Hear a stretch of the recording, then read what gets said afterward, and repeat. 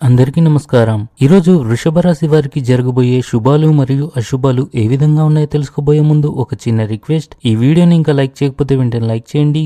Channel ని subscribe చేయకపోతే వెంటనే సబ్స్క్రైబ్ బటన్ క్లిక్ చేసి పక్కనే ఉన్న బెల్ ఐకాన్ని యాక్టివ్ చేసుకోండి. వీడియోని చివరి వరకు చూడండి. మీరు ఆఫీస్ ఒత్తిడి నుండి ఉపశమనం పొందుతారు.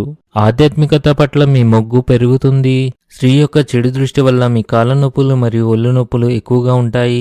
మీ వ్యక్తిగత మరియు వృత్తి జీవితంలో కీలకమైన మార్పులను మీరు స్వీకరించవచ్చు. ఇవి మీ అభివృద్ధికి దోహదపడతాయి. ఉద్యోగస్తులు ఆకస్మికంగా విహారయాత్రలకు వెళ్లవలసి రావచ్చు. ఈరోజు మీ అత్తమామల కుటుంబ సభ్యుల నుండి మీకు కొంత డబ్బు అందే అవకాశాలు ఉన్నాయి. ఈరోజు అదృష్టం మీ వైపు వచ్చే రోజుగా ఉంది. డబ్బు విషయంలో ఆందోళన ఉంటుంది. ఆర్థిక రంగం మెరుగ్గా ఉంటుంది. విస్తరణకు కృషి చేయాలి. జాగ్రత్తగా ముందుకు సాగాలి. అధికారులు మీ అభిప్రాయాలని ప్రశంసిస్తారు మరియు మీ అభివృద్ధిపై దృష్టి పెడతారు. మీరు మీ వ్యాపారం మరియు ఉద్యోగంలో జాగ్రత్తగా పనిచేయాలి.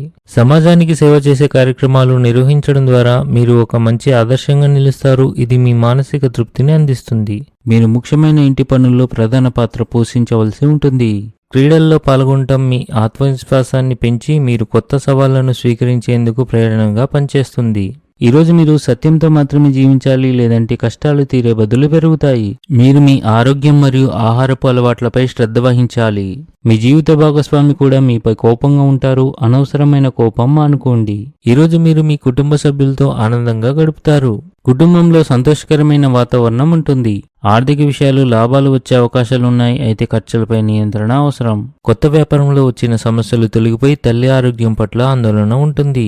స్నేహ సంబంధంలో మనసులో మాటలను చెప్పకపోవడం అపార్థాలకు కారణమవుతుంది. ఇంట్లోని పెద్దల ఆరోగ్యం విషయంలో అజాగ్రత్తగా ఉండకండి. ఈరోజు అదృష్ట సంఖ్య వచ్చేసి 1. ఈరోజు అదృష్ట రంగు వచ్చేసి బంగారం రంగు.